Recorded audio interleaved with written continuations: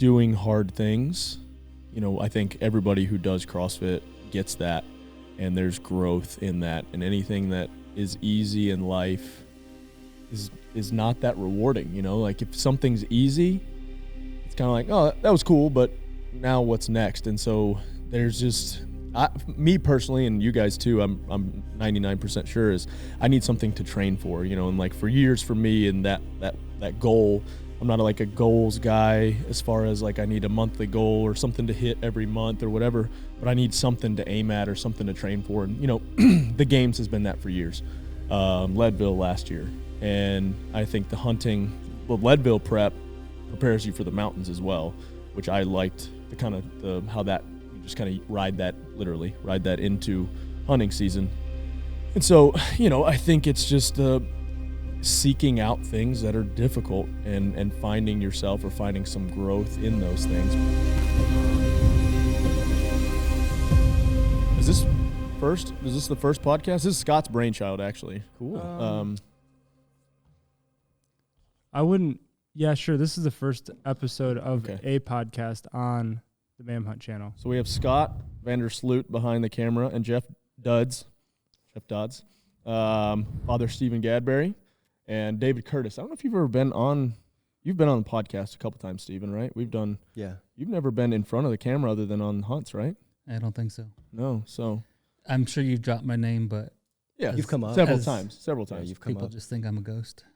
Which you are kind of a I ghost. don't mind and it then that way. Sevon said your name should be Carlos. Did you watch that? I did. Well, I was like, I don't know how I feel about we'll just roll with this. But someone said cool, go to his YouTube and fast forward to this time frame, and I did. And yeah. It was funny. It was pretty funny. He was pretty accurate, It was almost like Ben, you know, like when Ben, what was it, like 2 or 3 days in? Yeah. And Ben's pretty comfortable most of the time with most people and will ask you just questions. But he's like, David, what's your... Did he say ethnicity? No, he says, so what are you? What are you? And Dave, what did you said? That's the politically correct way to say it. Yeah, in but 2023. But what did you? What was your? You didn't give him what he wanted to hear. I said, well, first of all, you're not the first person to ask it to me that way.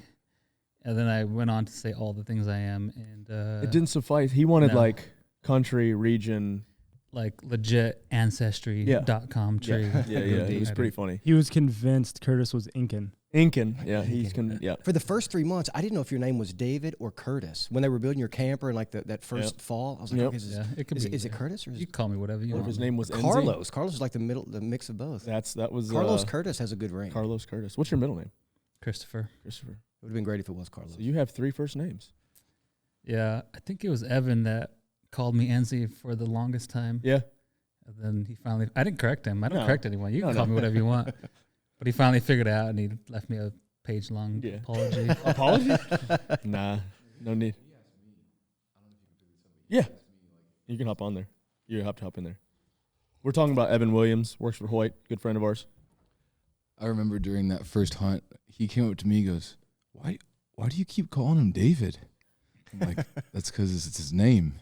It's like, what? I thought it was Enzi. I'm like, nope, that's his business. That's his business. That's your kids' names, right? Yep. Initials of my 4 kids. Initials of his 4 kids. Mate's a great camper. So I guess, I don't know, I guess we can do backstory. Me and Steven met at the CrossFit Games in 2017. 17, I think. 17. Yep.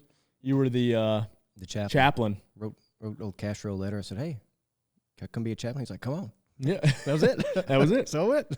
That's kind of how I met you. I just wrote you an email and he said, come on. Yeah.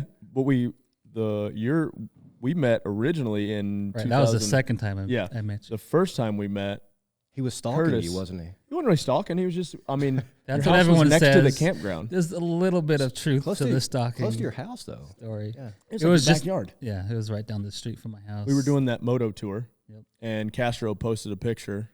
We maybe flash that picture up if we can find it. It's a pretty cool picture. I actually have it framed downstairs. We're all on the moto tour. It's like me, Hobart, Bridges, Dave, some others in there. Yeah. And it was right next to your It's just house. Right and so we're sitting there by a fire, and some dude walks out of the darkness, and he's like, hey, this is really weird. He's like, but saw you guys were here, just big fan. You brought, I think, like a 12-pack of Coors Light, maybe. Just wanted to hang out. And just kind of, everybody sat down by the fire, and you hung out for a little bit. And then went on our way, and then fast forward to 2018, 19? No, 19 maybe. 19. Yeah. And I think you reached out to Matt about building a camper because you saw that we slept in that enclosed trailer, wasn't it? Yeah. Actually, I didn't know that part. Oh, really? I knew you guys were hunting in Colorado. And honestly, like I was just starting the camper business, and I saw that like a lot of our, like things just lined up in life. Yeah. I said, hey, if this is someone I want to partner with, heck yeah, might as well be this guy. So I just reached out. But I didn't know about the whole sleeping in the cargo trailer thing until the next year when I heard all the stories about everyone on air mattresses or just not even that. I was on a regular. Me and Billings were on a regular mattress, and Bryan was on an air mattress. Bryan froze. I mean, it was so cold in that thing. Scott missed out on that trip by a couple days, right? Well, or no, you were. No, I didn't film that year because Ben missed out. Ben was supposed to be on that trip. He didn't want to go because he didn't want to poop outside. And I couldn't go. I was building our website. Yep. We had Brian Boucher. This was before David Lane, and I had to build that Vimeo site that we no longer use. That was a waste of time. Jeez. Yep. And then Dodds was there. Shout out to the cameraman Bryant Boucher. Please. Me and Steven saved Bryant's life. Quiet. Oh, the best ever. We're walking through the woods. And it'd been like 2 or 3 days of us hunting, right? Yeah. And Steven, in his very nicest, like, priestly, shepherdly voice. Trying to be fatherly, not be a jerk. Hey, when you're walking and you see a stick turned this way, move your foot that way so you don't step on, like, just like basically in the nicest way possible, berates the guys, tell them to shut up. But it was, man, he's a good dude. We still stay in touch every once in a while and talk.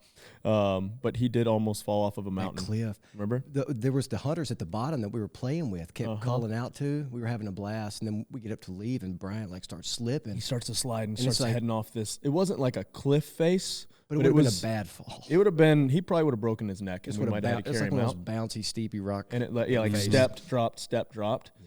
And as he slides, I grab his leg, grabbing backpacks and then Steven jumps on his leg.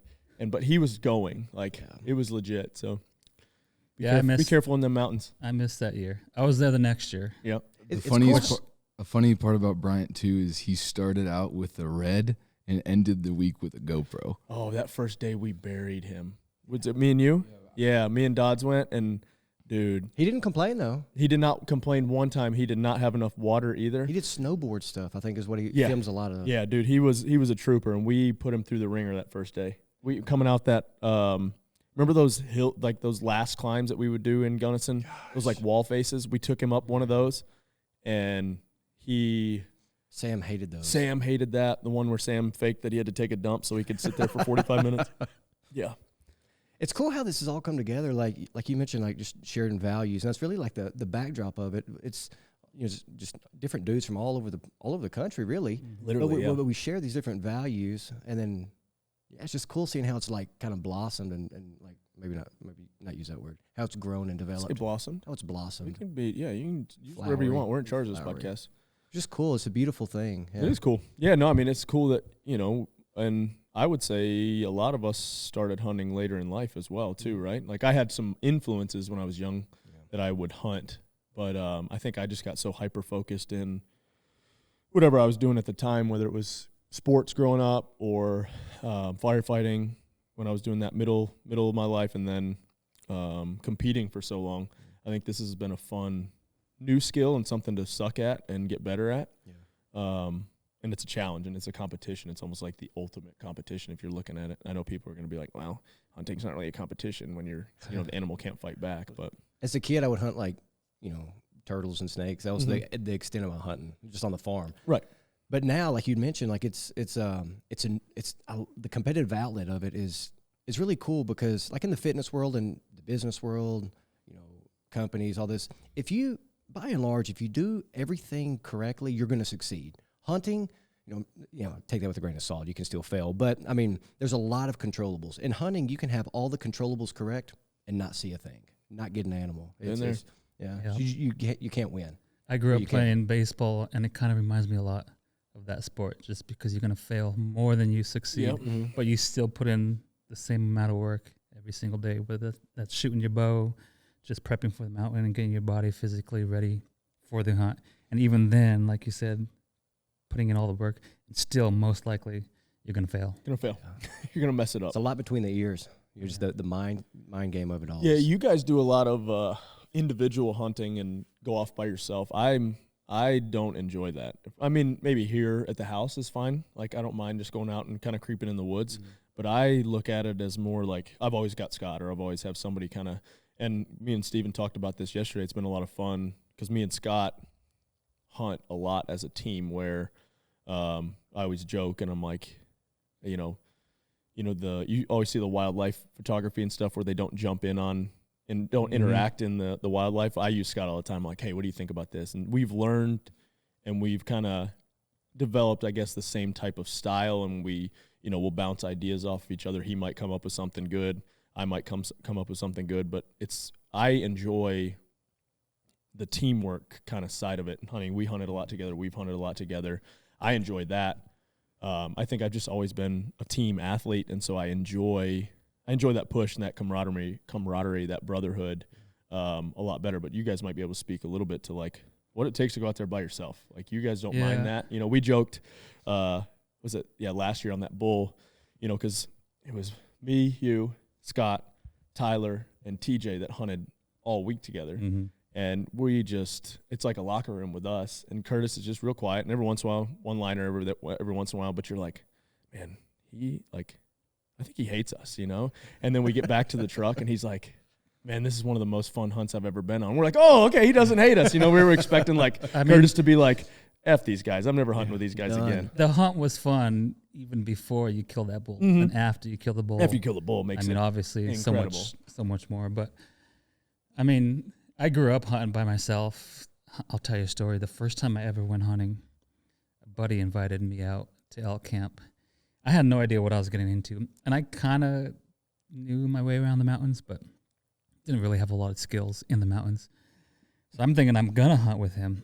We go out together, maybe a half mile in a place I've never been before. And he's like, okay, I'm going to go up this ridge. You go down the ridge, and I'll meet you somewhere back there. And still in that moment, I'm like, okay, this is going to work. Mm-hmm. We're going to meet somewhere back there. Nope. I walk around from sun up pretty much to sundown.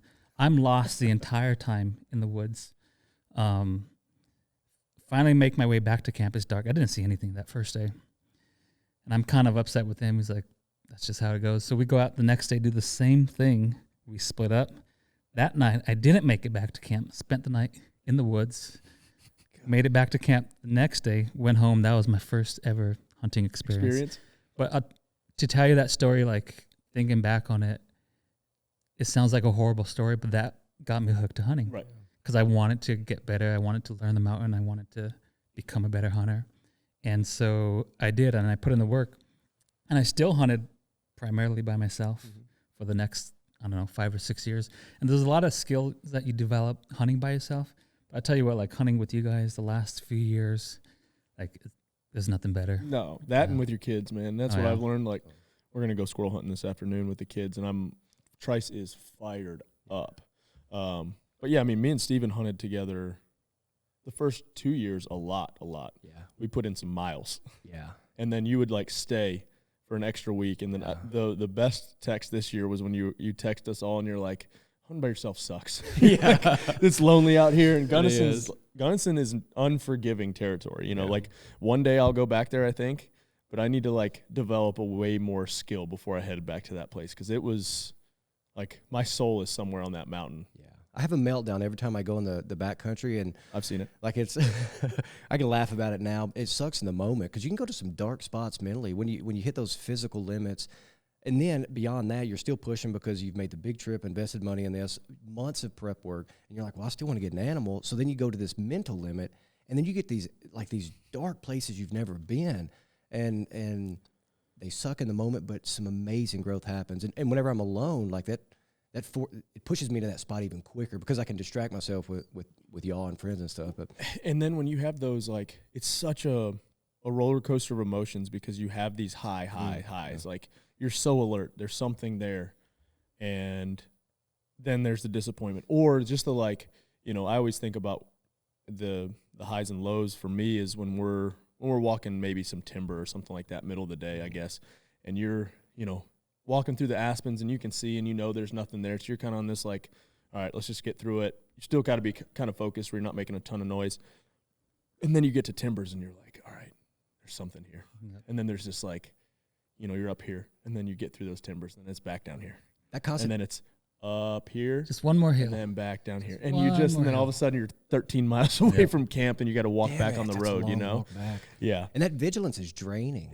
It wears you out way more than you think it does. Like it's hard to put into perspective, but I think there's just something to it that you can't put into words and you can't describe to somebody else that doesn't understand it. Anybody who's listening to this who has been out there and done that. Mm-hmm. And I mean, even now, like to some extent with whitetail, you get that little rush. Like you get, like something comes in, you're like, oh, here it is. It could be elk out west, it could be duck. At 6 a.m. you go through the wet, the cold to wait for a duck that may or may not come, a squirrel, a raccoon. And it's just those little, it's like, we were joking, it's like golf. Yeah. It's that one little, you get that one little hit and that's what brings you back, you see, and I'm seeing something here and anything. Those damn squirrels this morning. Which we're about to get them. We're about to get them this afternoon. This afternoon, yeah. We'll hang them on the wall. Yeah, just squirrels. And probably won't see a squirrel this afternoon. Go ahead. For this, maybe it's going to go kind of deep, but because I'm a philosopher and a theologian, but something about hunting has taught me a lot about love. And what I mean is that whenever I go hunting, and any hunter that's really going to commit to the hunt, that wants to have a good hunt, they have to fully commit. You can't half-ass it. You have to fully commit. And there's still not a guaranteed outcome, but you have to fully invest yourself in it. Preparation, you have to be completely vulnerable, to use like a word for like love and relationships, but it still doesn't guarantee that reciprocity.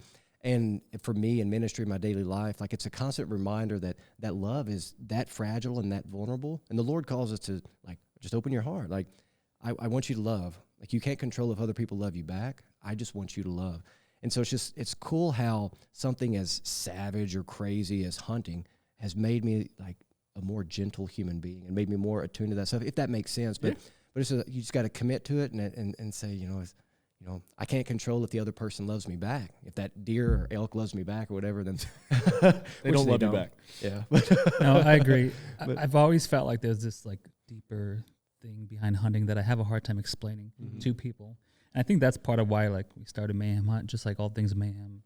Like, we want to share those experiences with other people, train people for the mountains so that they can experience that for themselves, because, like, hunting changes you as a person, just how you walk day-to-day life, how you treat people, just because you're right, like, you have to make yourself vulnerable out there in the mountains, expose yourself, because there's nothing less forgiving than being out there, whether you're alone or with the group. Your friends. Yeah, like, there's still some dark times when you're with friends, even if you're, with other people. There's still some moments where, we've been, what the hell are we doing this for? Why are we out here? And, I think that's, you're kind of talking about what Mayhem Hunt is and kind of the birth of it, but I think it's the challenges, man. I think it's doing hard things. I think everybody who does CrossFit gets that. And there's growth in that, and anything that is easy in life is not that rewarding. Like if something's easy, it's kind of like, oh, that was cool, but now what's next? And so there's just me personally, and you guys too. I'm 99% sure is I need something to train for. And like for years for me, and that goal. I'm not like a goals guy as far as like I need a monthly goal or something to hit every month or whatever, but I need something to aim at or something to train for. And, the games has been that for years.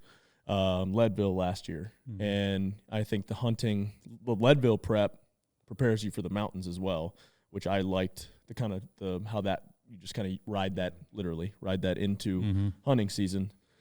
And so, I think it's just seeking out things that are difficult and finding yourself or finding some growth in those things, because you can go to some dark place. We did that 24-hour row the other day, and I love Hill, and she, she's my wife, best friend, but she just doesn't get that stuff. She's just like, why?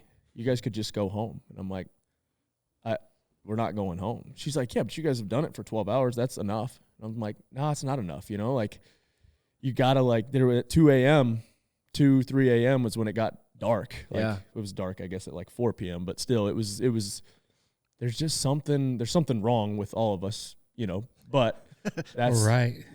You know, like, I don't know. It's hard to explain to somebody who's never really, you guys get it. So it's easier honestly, to explain that. But I kind of feel like there's this innate part of people that like want to do hard things. They're just maybe afraid of it. Yeah. You know, speaking of Leadville, you got the 100-mile bike. You also have the 100-mile run.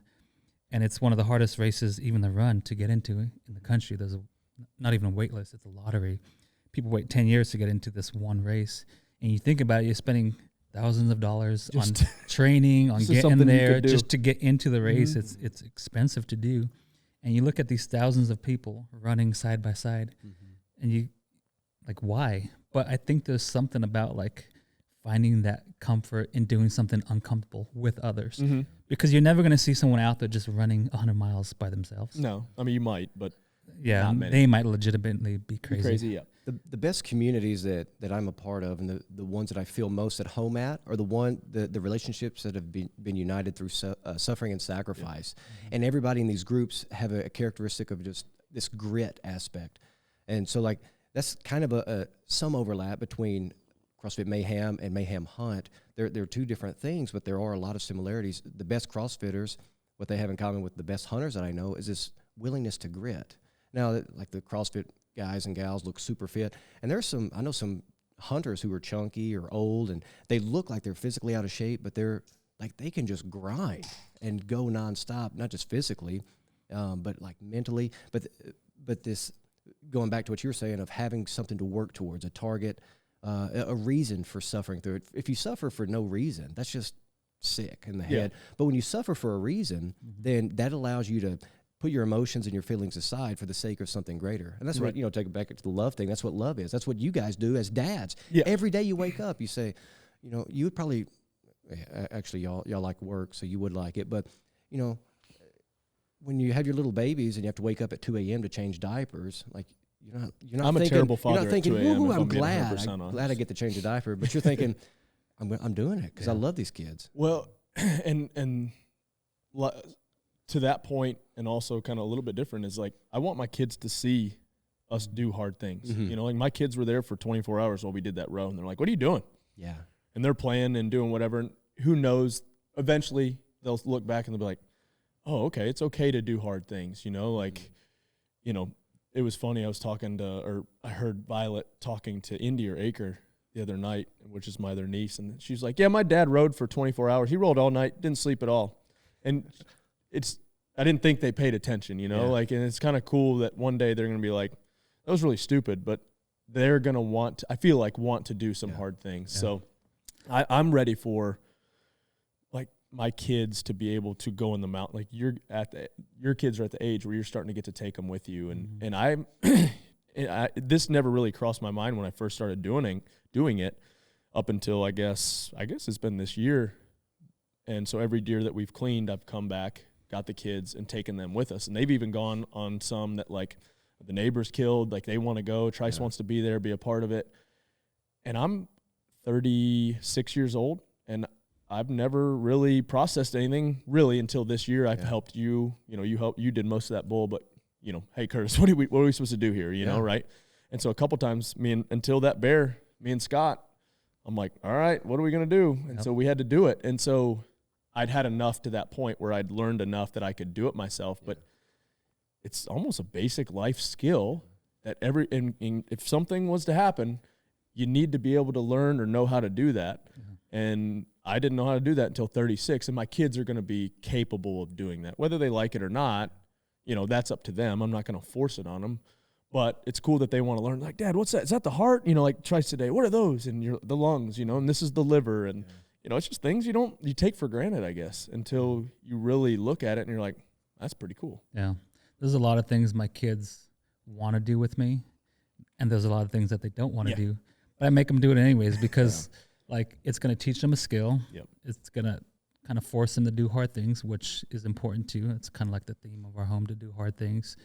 And whether they want to someday be a hunter, like, I don't care what you do, but I'm going to teach you these things now and press these things on them now so that they at least have that skill. Whether they someday need to be able to do that or not. Like it doesn't really matter if they decide not to, hunt when they're older. It doesn't matter to me, but I think as dads, we just have that responsibility to teach them those things. And hunting's just one small thing in the grand scheme of things, but it's important. Yeah, and I mean, my kind of hunting background as a kid, where I had a couple uncles that were really big into hunting. I can, like, if I sit back and think about it, I can remember seeing my dad come out of the woods at least once or twice. He was just extremely impatient and just a bit like had to move all the time, which I completely understand. And, my parents did not, I wouldn't say that they prepared me in that way as far as hunting goes, but my parents did hard things and were always working and always, so they definitely prepared me that way. But I mean, it's like we live in a world today where we can be soft. You can get by being soft, and you can get along pretty well being soft. And I would rather my kids, be hard versus learn. Teach them how to be hard than make life force them to make be hard. Life, or they can make life as easy as they want after that. But I'm going to give them the base. Sure. A neat thing that's coming up with Mayhem Hunt, it's kind of organically evolved through all this, and some really cool things coming out in a couple months. But for a lot of hunters, new hunters, just like new CrossFitters, it can seem really intimidating. Mm-hmm. You see some of these outdoor channels, and they're fantastic, but sometimes it's like just nothing but success or animal after animal, and you think, well, it's cool, but it's not for me.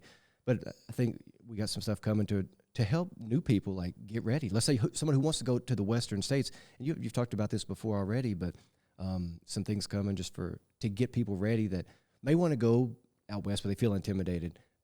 But like now some training stuff to say, okay, if I see this animal over there, I don't want to see it so far away that I say I'm not going to chase it. Yep. But all that to say, to bring it back to what we're talking about, you learn how to suffer in community. And one of the things that's been a part of Mayhem since the beginning has been community. Yep. And it's just going to flow right over in this Mayhem Hunt stuff, which is for the most experienced to the most novice. Like, there's a place for you. And I think difference in degree, not in kind, scalability, right? To use I think to just, I guess, talk about what Mayhem Hunt. It's essentially, it'll start out as it's just us, like us going on our hunts. We've talked about on the website having a little bit of a blog. I think one of the cooler videos that Scott has done or put together was the archery where we didn't kill anything. Like some of the best stuff is it just shows the emotional roller coaster of it. And that was the one day in the middle of that video was probably two of those days were probably the coolest days I've ever had in the woods, when we had that bull at 15 yards in that thick oak brush. He was bugling every bugle, and I probably screwed it up. I definitely screwed it up getting in too close, and then probably should have cow called, but you learn. But it was one of the coolest. You could feel the bugle on your chest. Like, that's what brings you back, is that like intimate, like you could feel his chuckle. You could like feel the vibration off of it. It was so freaking close. And then having that 4x with the spike that came in before him and holding draw for 6 minutes or whatever it was. Those are two of the, I would honestly, other than even the day we killed that bull, really wasn't that cool until we shot the bull, like we're just sitting there and he comes in, and the 10 or 11 minutes where he stared at us were pretty freaking awesome. And then, finding him was cool, but those two experiences are up there with that one. And we didn't even kill anything, Well, you learn so much in those moments. Like when there's nothing to be gained. Kill all spikes. Right. I've heard the story one time of you actually killing that bull, but I've heard the story of the pack out probably 30 times. Oh, yeah. It's like for non-hunters, they put so much emphasis on that split second of killing the animal when there's so much more. And for us, like just telling the story of the whole build up to and then the journey out afterwards, like that's it's so fun. You can't take one page out of the book. It's the whole thing. Mm-hmm. We first started talking about Mayhem Hunt, like I think I was talking to you about this.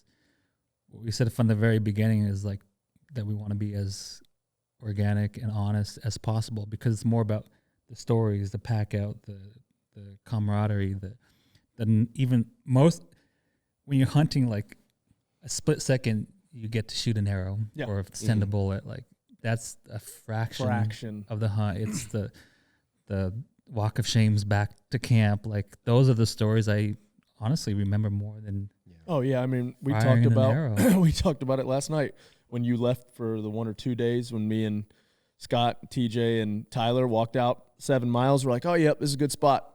Sat there for like 45 minutes, and we're like, well, we now have to walk back because we got to get back before it gets gulps, pitch huh? black. See you And later. so we're like, all right, let's walk back. So we just walked back, got stalked by a mountain lion. Like, those are the types of things that you don't really, we didn't capture much of that on camera, but I mean, that's the, like, I think would be cool. And kind of we've talked about, you know, making, obviously the fitness side of it is, you know, that's my specialty. It's, you guys are super fit. You've done some crazy, incredible things. You've prepared for the mountains from basically for nothing, like with no real physical fitness background. And so I think, you know, we have that side of it covered, but I think in that we kind of tell these stories, and I think each of us will, you know, will have options for, you know, if people want to read about the type of hunts we've been on, or just, you know, from a philosophy type, you're super talented writing, also how to process, you know, you do a ton of that stuff your own. What you ate for a year, only things you killed with your hands except for twice. And vegetables too, right? And things you grew? No, so someday I want to do a whole year of only the things that I've either killed or grown or foraged. But that year was the only meat I ate was meat that I harvested myself, which is you may be able to do that again this year. I could. So this month in January, I'm doing an all carnivore diet just to try it out. Try it how out. It goes. Give it a shot. Got a ton of meat in the freezer, but yeah, it's fun. So we're gonna have some Mayhem Hunt training stuff, which is gonna be hunt training, and like I said, the big thing, like you said, I want guys, girls, whoever, to look out if you see an animal. You never question, should I go after that animal because it's too hard to get to it, and how am I going to get it out? Yeah. You might, in hindsight, we did that once this year. We got there, killed the animal, and we're like, all right, now what? You know? But at no point were we thinking it's not going to happen. Yeah. We're just having to get creative on how we're going to get him out of there. Is that the bear? The bear. Yeah. The bear. And so, that was more or less like, if we were going to quarter him up, we could have got him out. But as soon as I killed it, Curtis is like, make sure you do not cut on that hide. Right away. Yeah, part of the problem with the bear is we had no adult supervision. Yeah, that was the problem. When me and Scott were just like, get so, like JoJo, the little circus boy, you know, a pretty new pet. Which we ate last night. Tell me about that. Oh, dude, that bear chorizo. Threw a little, like, sauteed up some diced peppers, just bell peppers, onions, diced it, or caramelized them, browned the chorizo, bear chorizo, which was mostly bear. You threw a little bit of pork fat in there. A little beef fat in that one. Beef fat in there, and then used Atkins. Yep. Not to be confused with the Atkins diet. There's an Atkins seasoning company. Very limited ingredients, but the chorizo seasoning we've done with deer, and then now also bear, and it's incredible. And then I threw just a little bit of white queso in there, and man, it went fast. To give the backdrop on that, so we started this last year where kind of the end of the hunting season, or throughout the hunt season, we kind of all cross paths different hunts throughout the season. And then we get through Christmas and we say, well, let's come together, just kind of like recap it and share the fruits of the harvest. Bringing all these different, all the different game meats that we harvested, and everyone cooks a little bit and we share it. We did that again this year. So there were, I think, 7 or 8 different species that we had cooked up last night. Just stuff on the grill, stuff in meatloaf. Yeah, we had moose burgers, chili. Moose sausage, which Nelson donated and wasn't even here. Canada moose. We had Michigan deer, Georgia deer, Tennessee deer, whitetail.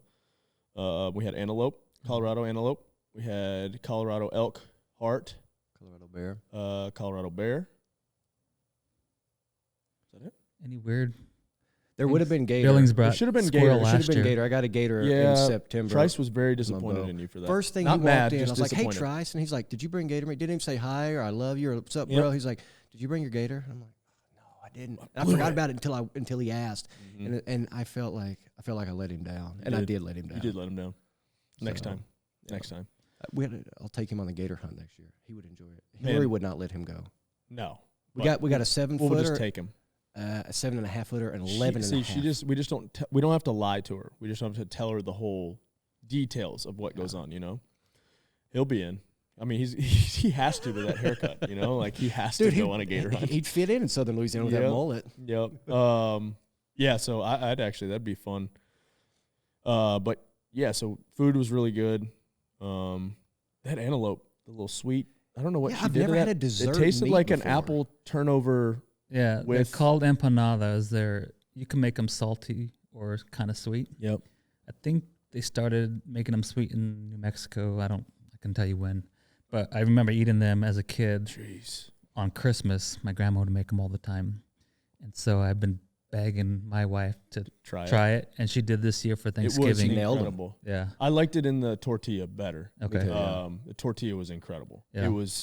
It's just like, I don't think there's any sugar in it. It's like applesauce, some nuts, some dates. That was meat. That was incredible. incredible. We used the antelope tenderloin. The hash that Maddie made was amazing. That was great. The meatloaf that Sam made was really good. I just love meatloaf. Yeah. And then I like the bear chorizo. I told Rich this morning, we were out in the woods, I was like, man, I laid down in bed and I was sweating and my stomach was hurting. And I was thinking, oh gosh, I think I'm getting sick. And it was just the meat sweats because I ate nothing but meat all night. Yeah. Hillary's like, hey, do you want me to get some sides or something? I said, absolutely not. I ate half of Jeff's sourdough bread this morning with a stick of butter. That was fantastic. Trice and I just hammered it. Yeah, they did. Good job with that, Jeff. I will say 150-year-old yeast strain or something like that. I will say, did you say G-string? Yeast string, not G-strings. I will say the elk heart was a little, that whole bowl was a little ruddy. Like he must have been peak. You could just taste, it wasn't bad. Just gamey. I thought the heart was less gamey than the meat from that bowl. Really? Yeah. Dude, I'm telling you, that venison heart that we had on Angela, maybe because it was fresh. So heart, like any organ meat, it'll keep okay in the freezer, but not as long as the muscle meat. Yeah, so those beyond a year, those hearts that we had on Angelo's, call it bachelor party. I mean, it's not your traditional bachelor party. We just ran around with rifles. It was another day of training and hunting and killed deer and then trained in the middle of the day. But those were some of the best game meat I've ever had in my life. And all we did was throw it in a cast iron skillet, get the butter boiling. I couldn't get it hot enough in the broil. And then just chuck some of that meat in there and pull it off and eat it. Oh, it was so good. Never leave a heart in the field Never again. leave the heart in the field. Told you. It has a silky texture to it. It's really good. I just need to get you on liver next. I know, yeah. I could have eaten that heart all week. Yeah. It was good. It was big enough to eat all week, too. Yeah. It's the size of a small football. 2020, what year is this right now? 24. So 2023 hunts, you cover everything, right? Yeah, pretty much. I mean, I killed a buck. I don't think we talked about on Angelo's weekend week. I killed a doe. Sam killed a doe. And then the next morning, me, Darren, and Matt were sitting up by his house. We had to leave by 9 at 8, or probably at 7:10, something like that. A coyote comes through, and we hear rustling coming around the hill, and Matt's like, "You ready?" I'm like, "All right." I see this coyote come out. He's like, it's a coyote. I said, "Should I take it?" He goes, "I don't know. It might mess up the hunt." I said, "All right." Boom! Drop the coyote. Any hunt that a coyote comes on turns into a coyote. And then he just shakes his head, and I'm like, we'll just leave it there because it just died right there. So we sit there for another hour and a half, and Matt and Darren are both asleep. They wake up a little bit, and then I always grab a stick when I'm sitting on the ground rifle hunting. And I look, and right in line with that coyote, about 50, 60 yards behind it, I see a buck walk in, and we'd had a rule that everybody had to shoot a doe before they could kill a buck. We were going to let Tyler, because Tyler hadn't killed anything yet. I was going to let Tyler kill whatever because we were letting him, I just wanted him to kill something. And so harvest something. And so we see the rule was it had to be a buck that was at least larger than a 6. And if it wasn't larger than a 6, you could still take it, but you had to take a shirtless Instagram picture. Like a little shaming, a little public shaming, but you could do whatever you want. It's up to you. I wasn't going to limit it. And so I see this thing turn, and it's got 3 on one side, but you can only see the 2 main ones because it kind of had one of those little stickers off of it. And then, so I'm like, 1, 2. I'm like, that's 6. And then as I get it in my scope, Matt's like, "What are you doing?" I was like, "There's a buck down here." He's like, "Oh, okay." And I'm like, "It looks like a 6." And then I could see a little bit, and I'm like, "Oh, it's an 8. And Matt's killed a ton of big bucks up here, and he's grown up in hunting, and I've hunted with Matt for years. And so I'm like, "Can I take, or should I take it?" He's like, "Yeah, you can do what you want." And then it turns, and I see that it has the 4 true on the one side, and then the kicker up top. And so I was like, "Oh, it's a 9. I don't have to take a shirtless picture." And then so I shot it, and we get down to it, and it was a 10. It just had a broken G2. So that was my first real buck. was pretty cool to have. And so, yeah, that's pretty much. And then I think we're going to Ohio in 2 weeks. 3 weeks. 3 weeks. Weekend after Wadapalooza. And so, yeah, that's pretty much what I've done. I've gotten into whitetail way more, 100% more than I ever have. This is the most I've ever whitetail hunted. I've been out quite a bit. So it's been fun to kind of learn. I'd like to do some habitat type stuff around here. We have, about 160 acres that I feel like we could set up some food. We got the bison, so it's kind of hard to work around them. There's about 50 acres of it that's for them. But I think we could do some pretty good habitat stuff. Yeah. We all knew it was only a matter of time. I know. We got a lot to work with over here. Yeah, I just, I think it's funny. One of my buddies, I sent him, because he's a huge whitetail guy, I sent him a picture of that one that I killed, and he's like, man, you're doing this in complete reverse. Like most guys around here get into whitetail and then go western. And I went straight west and then came back here, So it's like once it kind of got in my blood, it's just fun to be out in the woods and fun to hunt and fun to, and I can take the kids out whitetail. We can sit. Like I've taken them sitting a couple times, and we've seen a bunch of does. Nothing really shooter wise, because I didn't have any doe tags left. I'm honestly, like, we talked about this. I have no. I mean, yeah, obviously you want to kill a buck because it's cool, but I'll shoot a doe and have just be just as excited, Yeah. So yeah. I know does is tough. They see and smell everything. And smell. Especially archery. I've learned so much hunting does in Arkansas through that. Yeah. Really? You just got back from Texas, ain't it? Yeah. Yep, you just killed It's big been a good whitetail. year. I got 5 whitetails so far this year. Just got hammered a big one in South Texas last week. A little 8-pointer in Arkansas. It was a good Arkansas 8-pointer, tiny compared to any Texas deer, and a bunch of does. And so that was kind of my whitetail season. We go to the end of February in Arkansas, the last weekend. Yeah, so long. So, and I still plan on. I got 2 more tags. Still plan on shooting and hunting those. Went west twice this year. One trip to go visit Jeff and Anna and their little girl Ludi, and then on the way home I just decided to drive through Colorado. That's when I went to Gunnison and had a meltdown. On your way back from Idaho. It was You get this 2-part story on a text thread from Yeah. Steven, this is not good. Yeah, This is not good. It was wellness. Gunnison was the next day we had to do a wellness check. Yeah. I was like, I might as well go. And I was like, first couple of days were okay. Third day, I was like, God, I'm just done. Like I told you guys, I was like, this is hard. I was like, sorry for letting y'all down. Y'all were so supportive, actually. He's like, sorry to let you down. I'm like, y'all usually talk shit about everything, but you're like, you're all right, buddy. We talk shit when people get too high. You know, it's like when somebody's low, we'll pick you up, but we'll only pick you up so far. We're not going to pick you up past, like, there's a threshold of, like, And so then we could tell you were in a dark place. I went home, went to the truck, slept, ate some. It's amazing what food and a night of sleep does when you're hunting out west. So I woke up the next morning. When I went to bed, I was planning on leaving the next morning, but I wake up and I was like, just one more jump. One more. And it turned into like 2 more days. But I woke up that morning, dumped out of the truck, went down 150 yards straight down, and I hear a bunch of bugling down, and I'm like, oh, this is exciting. There are two bulls on either side of this ravine. Is you in Gunnison? This is in Gunnison. I hate that. So it's like the best and the worst. I love it's my first love out there. I love and hate that she place. Keeps burning me. So get down there, and then I'm about 150 yards just down, just right behind the camp, and like body is like, hey, bro, we got to stop and go to the potty. And I'm like, nah, we'll go at lunchtime. And the body is like, all right. So I go another 100 yards, and then the body is like, now. And I say, okay, you win. So I'm like going potty, and then put my stuff down. Yeah. And there's a damn cow right there, 43 yards, literally pants down. And That is my biggest fear. I say, of course. Ended up getting my bow and made her, tracked her, followed her, I don't know, maybe a half a mile or so, a couple ridges over. She eventually got away, but it was one of those things, like, it sucks, but at least I saw something. So that was the rush. Just seeing something can rejuvenate a hunt in 2 seconds. Yep. Yeah. We went to Idaho with you and Jeff, and that was a lot of fun. We all hunted on our own. That was cool. Saw a couple bulls, or one bull, some cows on the last day. Cool little encounter with a mountain lion, and didn't see the mountain lion, but doesn't sound cool at all, but yeah, we hunted the jungle of Idaho. Gosh, we were there the week before you were there. Yep.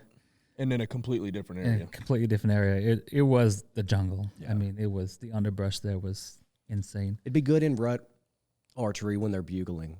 Yeah. Yeah, we heard bugles. It's just so hard to get anywhere in that country. I mean, a bull that's... Could you get above the brush? Like if you used a saddle or something, could you... I mean, even the ridge tops... It'd be hard to see into the brush. Even the ridge tops were full of underbrush. I mean, there might be one game trail right on the top of the ridge. Yeah. But as soon as you drop off, it's just, you can't go 5 feet. Where we were at, it was pretty wide open, and then there were these like pockets of timber, and we never really got into the timber much. Did we once, actually? One time we did for like a quarter mile. When was that? We walked out on that one ledge. It was like the 4th day maybe or 5th day. I don't remember that. Maybe I do. We only had Was it a side quest? Was it me and you Yeah. side quest? And we walked... Me and Scott did a lot of side We quest. Me and walked Scott out- side quest a lot. We walked out to just get a different view and just hang out. And I remember we walked way down this thing, ate lunch, and then pretty much went back. Oh, yeah. And Me and you had a lot of side quests, like fruitful side quests. yeah, Y'all saw more animals, it sounds like. When years your past adventures. on our side quests, we never see anything. And I feel like this year on our side quests, we had quite a few encounters. I just remember getting pictures from you in the broken country you were in and being so mad. Well, It's like, what? the bad what is part that, a about ours was field? it was Is broken. that a meadow? Yeah. It was broken, but there were no elk in that broken. Yeah. Like it was, we couldn't get to them. You know, they were on other properties or on land we couldn't hunt. And so you're just like, I don't know what's worse. Yeah. You know, That's we'd true. sit there and just watch these elk up on this hill, and for me it was much better to see stuff because I got to you're film on it. camera and you get to see it. I got to film it. Yeah. So It's cool. Over 5 years, just 6, whatever we're up to now, like just how much I've learned. I mean, the learning curve, just getting my butt kicked. Still get it kicked every year, but every time I go out, I feel smarter and smarter and smarter. 2 years in Gunnison made us. All right. So 2023. You've killed. You and your family have killed all the animals in Colorado, I think. But We had a good year. I hunted more this year than I've ever you hunted. had to start off antelope. So the thing with Colorado, or anywhere out west, there are some over-the-counter stuff, but a lot of the better units, it's all through a draw system, which is how most states work out west. So you don't really know what you're going to get until you get it or not. Well, this year, my kids drew everything. My wife drew one buck tag. I drew a really good antelope tag. So it worked out to where we can do all the hunts, but it was going to be back to, I mean, I pretty much hunted from August 15th until, Thanksgiving. Yeah. And so it was, I mean, I'm worn out from hunting so much, but it was so much fun. My daughter shot 2 deer. My son, he's 12. This was his first big game hunt. He wanted to do it with a bow. So he shot all summer long. I told him, you got to shoot every day because you're probably only going to get one shot at it. I think it was September 25th. And the season starts the 1st, so 25 days in, he got a buck, a nice 3-point. Well, we call it a 3x3. 6 point out here. There, we call East, it 3x3. east of the Mississippi, it's a 6 point. Yeah, 6 west. point deer. I've like even here, I'm like, oh, it's a 4x or whatever, and then I'm like, oh yeah, You got to know I'm where back you in are. Tennessee, you know, like. Yeah, so you got that. We ended up hunting over Thanksgiving. He had a cow tag.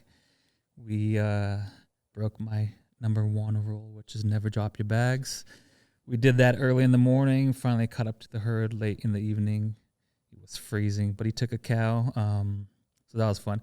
There's nothing like hunting with your kids, man. You'll see, I like, can't wait.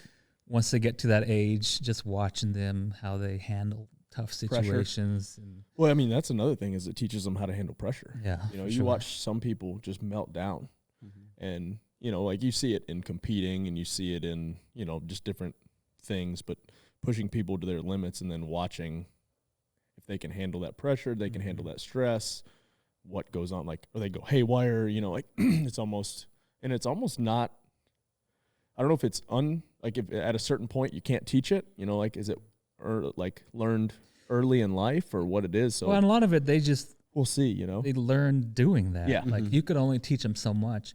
And what I've learned too is every kid is different. I've got 2 younger girls. They're not hunting yet, but my oldest daughter and my son, when we're on the mountain, they act so different. Really. And so like you could teach them what you can teach them, but then in the moment, like they still have to make it happen. Yeah. And I think that's a good way for them to learn. Exactly. You know. So it was a lot of fun. I had a lot of fun hunting with them, with you guys. It was a great year. I was going to say, 2023, I want to hear one thing that you learned this season. For better or for worse. I will say don't get too close to a bull without knowing exactly where he is or what the vegetation looks like. Not necessarily the terrain. Like the terrain I think was perfect. I think we played the wind perfect. We got above him. That's right. You got right to him, but no shot. No shot. Called him in. Like that was a cool experience having done that.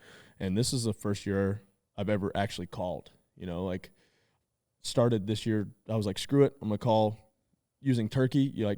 Turkey calling. Called in some jakes. I'm still not good at turkey calling, not good at elk calling, but I called one in. I was like, all right. But then it was a cool kind of like, this is a long-winded answer, but after we called him in and he busted out and he didn't go far, he went 50 yards and starts thrashing a tree. So I'm like, all right, we're back in this. Like he's alerted, but he thinks we're another bull. And in hindsight, I should have cow called, but I kept bugling. And so he would bugle, but he was working away. And so once we get into some open timber, I'm like, dang it, I should cow call. And as soon as I cow call, another herd comes in. It wasn't him. It was a different bull. It was a spike, a large bull, and then a bunch of cows. But I'm like, you idiot. And so I hadn't practiced enough on the cow call. Yeah. And so, like, I'm trying to call, and this spike's working up, and I know he's working to our wind, so I'm trying to call downhill. So he's going down. He's looking down, but he keeps working. And, I mean, just don't be an idiot. Like, know your surroundings. Like, and that's the big thing, we've talked about where we're going to hunt and all that stuff. And I think you can do all the scouting you want, and onX is incredible when it comes to elevation, and you can kind of see vegetation, but until you get your feet on the ground, I hate boots on the ground. I'm not military, but you get your feet on the ground and see and all that stuff. You don't know enough. I think it's experience and getting your feet in and seeing and looking and yeah. And I think with elk hunting too, like I'm not a whitetail hunter, but I know a lot of the preparation for hunting whitetail goes in before you're in the tree or before you're in the blind or whatever. With elk hunting, it's the opposite. Like you need to have a plan every step of the way. Yeah. Like you move 10 yards, okay, now what's the plan? Move another 10 yards, now what's the plan? And I know with that bull, and we've talked about this when it happened, but like once you're close enough, that's when you find the next little 10-yard window, and that's where you sit and try and call him in. Yep. But it's so hard in the moment. Like that other bull that we saw that I think was the last day. Yep.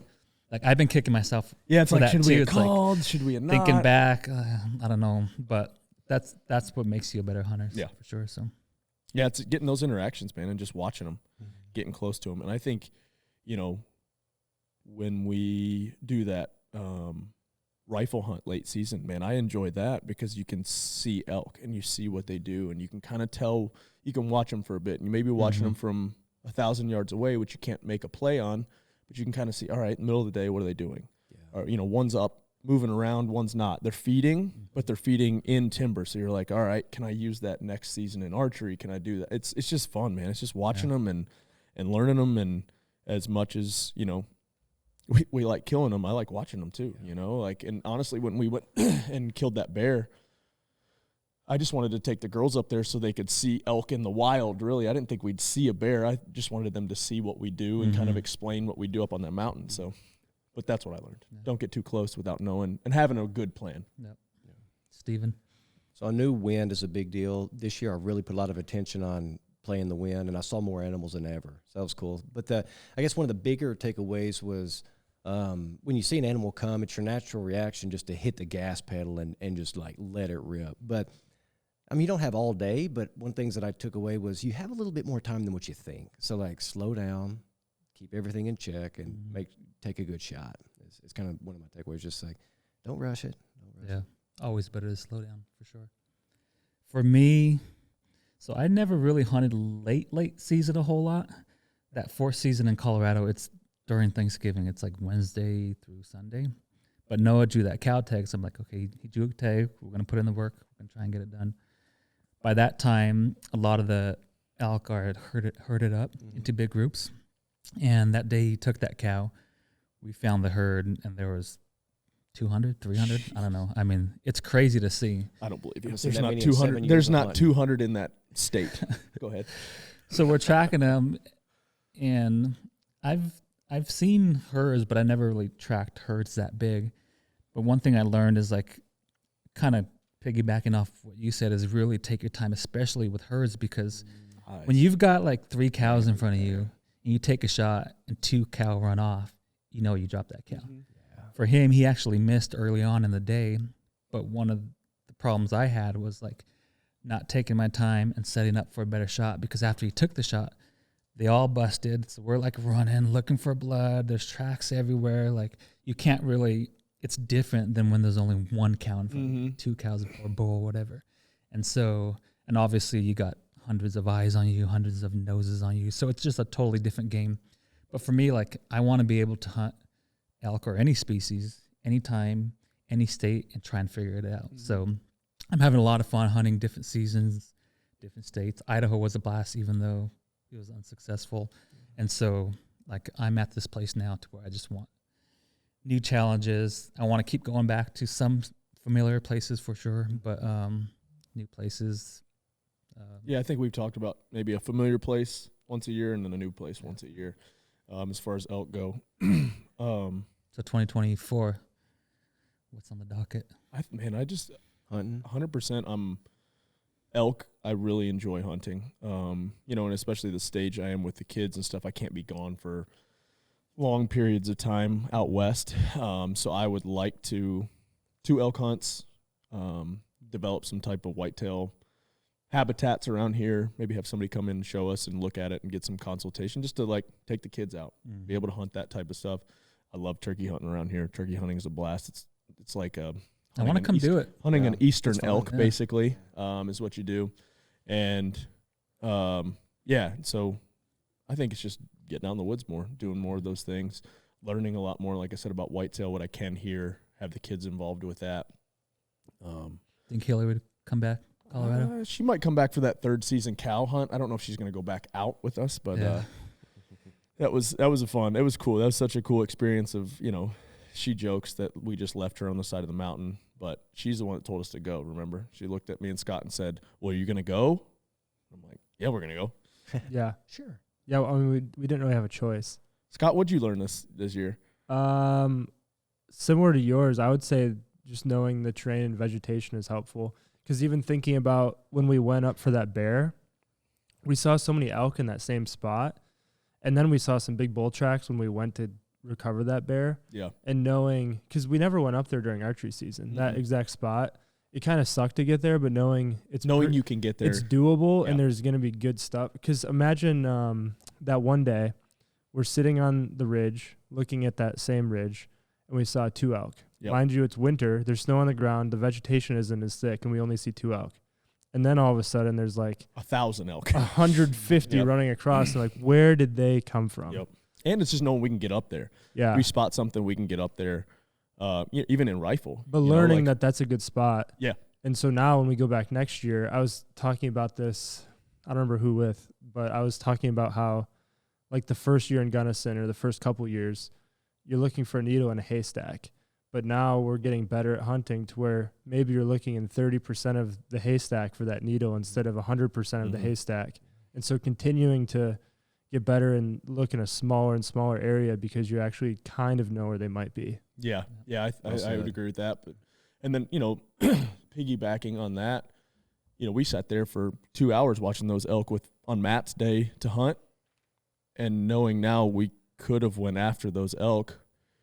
Granted, they were exactly where that bear was. Exactly where that bear was. So we could have used cover. We could have got to there. I don't know. And done it slower too. And done it slower. We had no rush. Yeah, they weren't moving. As long as you don't bust them, they're not moving. With the bear, we were in a big hurry. Yeah, barely. I don't like to stare at maps all day long, but another thing I've learned is to really utilize Onyx and pin things.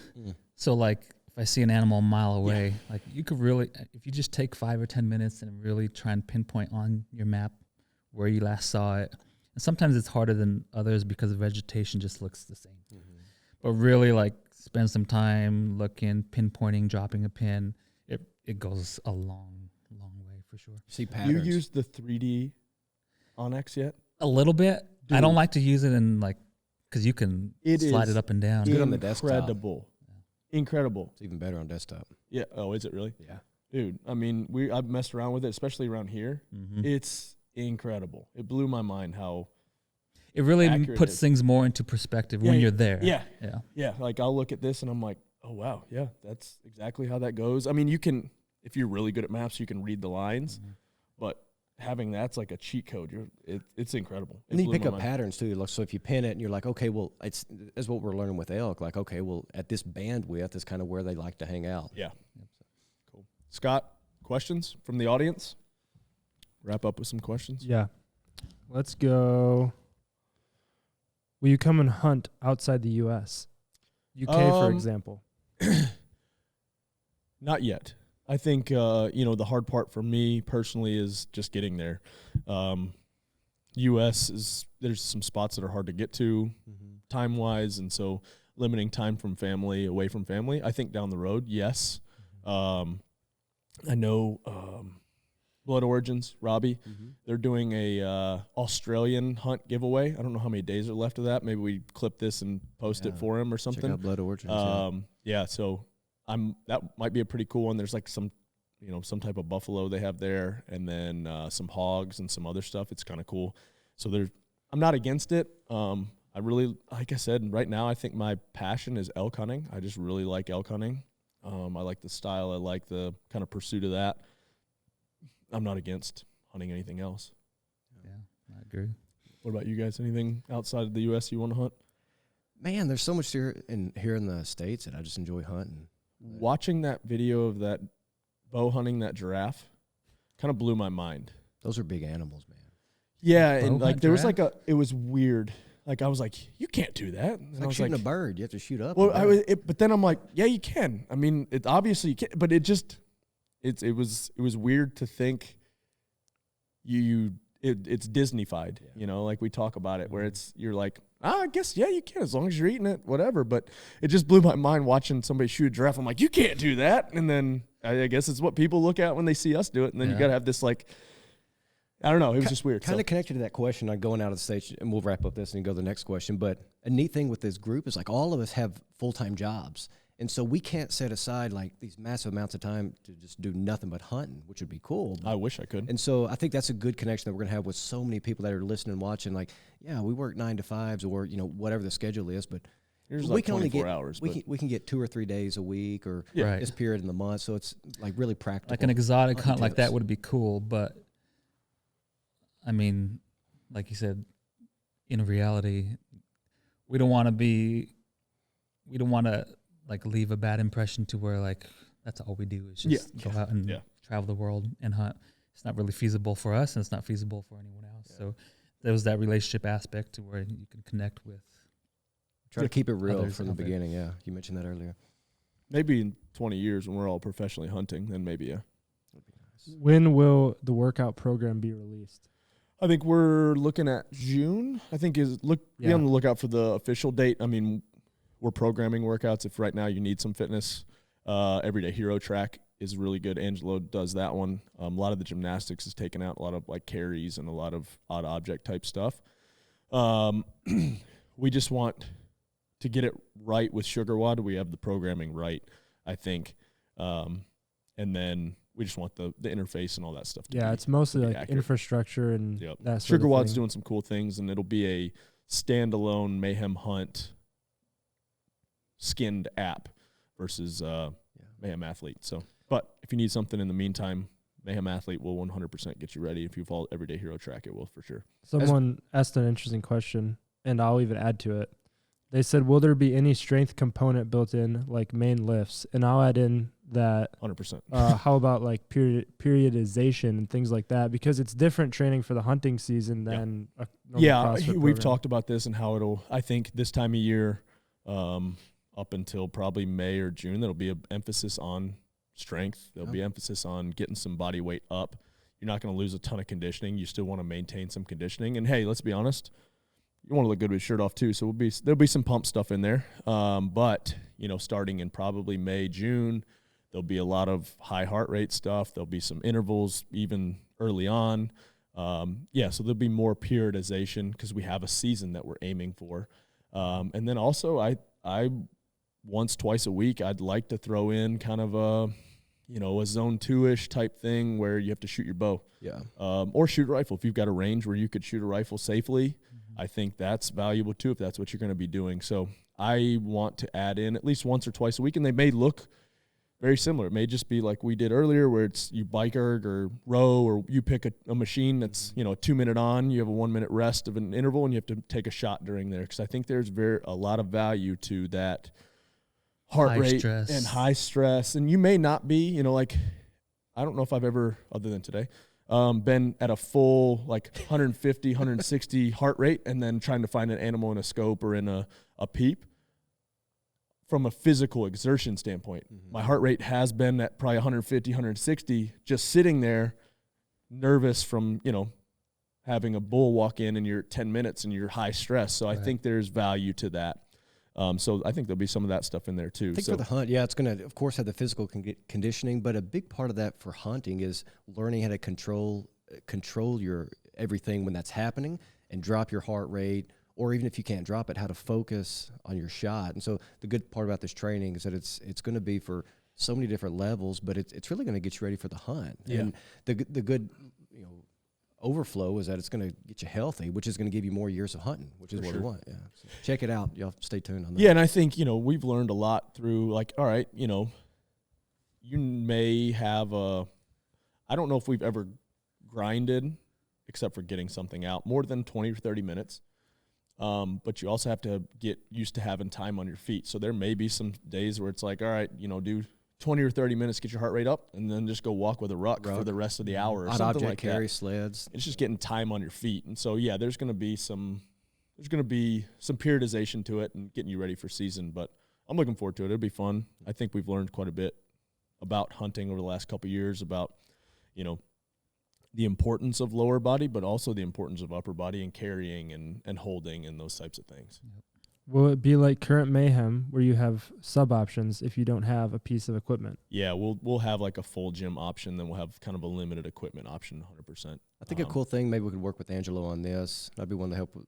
We all could. Is different plans or whatever. Maybe not plans, but like a build up for, let's say someone's getting ready for whitetail season. Yeah. They don't have to grind for, you know, all these hours. Okay, we'll you know, have a build up. And we've talked about having kind of a Western track and more of a camp track. So like the camp track would be more of like middle of the day. You come in, you got 2 or 3 hours before you head back out.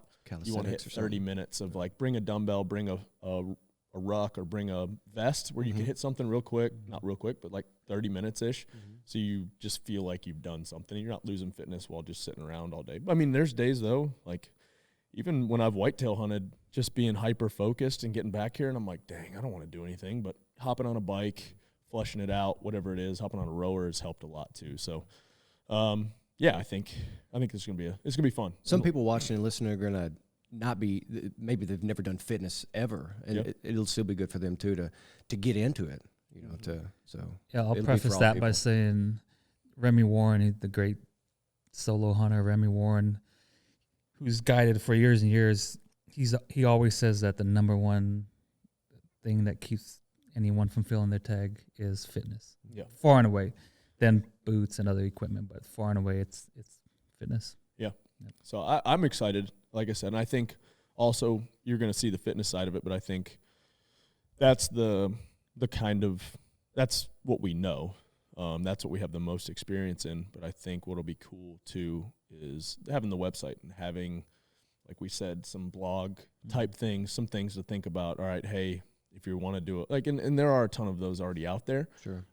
So we just want to kind of give our perspective or what we've learned, you know, starting it, I guess, a little bit later in life. You know, I've seen a lot of them that started early on. And so it's almost like to back up and look like, hey, how did we get into this? How did we start? And really the best way to go out there to start, I think, find an over-the-counter unit and just get some feet on the ground and screw it up. Yeah. I mean, that's how we've all in this group has kind of learned, really. Get lost. Maybe days. take one other person with you so you're not completely lost. But I think, you've got a good perspective on, both of you have a good perspective. All of us have a good perspective on, all right, what do I need? Yeah. Like what am I going to put in my bag or whatever. So I think it'll be pretty cool once we get that up and rolling and going. And if y'all if there's things that y'all want, like don't be afraid to drop a comment. Yeah, comment in here. Yeah, we'll take those ideas. Website, what, springtime-ish too? Soonish, I think. I don't know. That's a D-Lane question. Okay. Stay tuned. YouTube will be probably very, very soon. Very, very soon. I mean, it's alive once this goes out, I guess. So cool. When this video is live, there is a YouTube channel. This will be the launch. Yeah. There's one more question, then I have a question. Okay. But the last one was, will there be apparel? Yes, there will be apparel. Ben's already working on a shirt with the Mayhem Hunt logo, and then with everything that we do, Mayhem, we faith, family, fitness, services, a lot of what we do, and so we kind of all landed on a verse, and so it'll have the verse on it, and it's 2 Samuel 22:34-37, and it says, "He makes me as sure-footed as a deer, enabling me to stand on mountain heights. He trains my hands for battle. He strengthens my arms to draw a bow of bronze. You have given me your shield of victory. Your help has made me great. You have made a wide path for my feet to keep them from slipping." So I think it's pretty powerful. It's good. David. A lot to reflect on and there. a lot to reflect there. And I think there's, man, you just you're up on a mountain, you're closer to God, right? Yeah. And so I think that verse it's so cool. I've always connected with David. Samuel, 1 and 2 Samuel, I think, are the first two books that I read through outside of Matthew, Mark, Luke, and John. David's got a great story. And so it's just a cool, there's so much connection for me with David and how much he screwed up. And he was always known as a man after God's own heart. Yeah. And so there's connection with me. I screw it up all the time. God still loved him through it all, too. And God loved him, and he loved God. And so I think this is just such a cool, he makes me sure-footed as a deer. Yeah. That's what we want to be, enabling me to stand on mountain high. He trains my hands for battle. Mm-hmm. Strengthens my arms to bend a bow of bronze, and then you've given me your shield of victory. Your help has made me great, and you've made my path wide for keep my feet from slipping. So there's like a cool so many parallels crossover. Yeah. There's a cool it just feels right, So it'll go on the apparel. Lots of stuff. Lots of stuff. Shirts, hats. Yep. So pants. We're looking forward to it. Maybe some hunt gear. We'll see. Yeah. We'll see. I want to know, so that we can see how well this ages at the end of next year, what are your each of your 2024 season goals with hunting? I would definitely like to kill. Can we say kill or harvest? You're killing it. That's what Robbie. When I talked to Robbie was like, "You're killing it." And I'm like, "All right, yeah, you're killing it." But we are going to harvest the meat after. So you have to kill it first, and you harvest the meat after. I would definitely like to kill a bull, a 6x6. I've only ever killed a 5x6 twice. 6x6, nah, I don't really care. A bull with archery. And then I'd like to kill a big whitetail, or kill a whitetail with a bow, a buck with a bow. I've killed a doe with a bow. I'd like to kill a whitetail with a bow. Those are my two, I guess, main goals. And I'd like to get one of my kids to shoot a deer next year. That'd be cool. I think Lake's about ready. For me, I don't know if I've set goals, but I haven't killed a bull in this is year 3, just because I've been hunting so much with other people. I only took one of them. No, I've really enjoyed the last few years, but personally, I'd like to get another Colorado bull down. Mm-hmm. Yeah, that's really it. Yeah, I've been chasing these stupid elk out west. I'd love to get a public land elk, but as much as I want an elk, I think maybe on top of that would be a black bear. It could be any state; doesn't have to be a western state. So that maybe a spring. Can you hunt them in Arkansas? Yeah, we got a pretty good. Yeah, you guys have a lot from what I watched on Meat Eater. I've watched the buck truck lately, and I never thought I'd be watching whitetail videos, but those guys are pretty cool. Yeah. So all the Meat Eater stuff's great. For those anti-bear people out there, didn't you guys think the bear was? It's still the best meat that I've had. It was incredible. We'll just find out later if we get trichinosis, but I thought I had it last night laying in bed. But it was just the meat sweats. That bear was incredible. It's the closest thing to beef in my opinion, We're not, than any we're other not wild gonna game. change anybody's opinion on the bear. It is what it is until we kill another one. I'll take a bear any day. Yeah. So, what's your goal, Scott? What do you want to do? What do you want to get on camera? No, actually, my goal is to get Scott to get Scott to get something. We were talking about that Well, yesterday. then your We goal, were talking about it this morning. Your goal needs to be to kill something earlier in the hunt. Because if you still have a tag unfilled by the last day, then yeah. No, that's going to be we one of need those to shows. switch it. We need to switch it one day. Rich I'm gonna camera and you're gonna shoot. Man, can you imagine? It would be so the footage good. would probably be terrible. Oh, it would be terrible, fine. but it would be so good too. Be the top viewed one probably. Yeah, you got your hunter safety now, and Ben. We need to get Ben something too. Yeah, Michigan lost my number, and DNR number? I lost my number, so I had to retake the whole thing. Cool. Ben never took the final test, so he still doesn't have it. Sounds like Ben. I want to take antelope hunting with the bow. Yeah, I would It's like so to much antelope. fun. I would like to antelope hunt It's too. warmer too. I like that more than the cold. It's hot, right? Isn't great. Oh yeah, it's hot, but it's so much fun because When does the season start? in Colorado, mid-August. And that's Leadville? how it is for most. So Leadville. Yeah, pretty much. Finish the race and then go out there with the bow. I can't because the game screwed everything up because they can't pick a freaking weekend. We could go out the weekend after Leadville. Yeah, I'm gonna come home and then go back Yeah, out we would there. Talk Sure. about swing and miss. Great. Antelope, I mean, 99 out of 100 times Really? you get close, but not close enough. You just keep doing that over and over. They are And very then all of a forgiving. sudden, you send an arrow and you got a dead antelope, and it's like, what just happened? What happened? It's so much fun, though.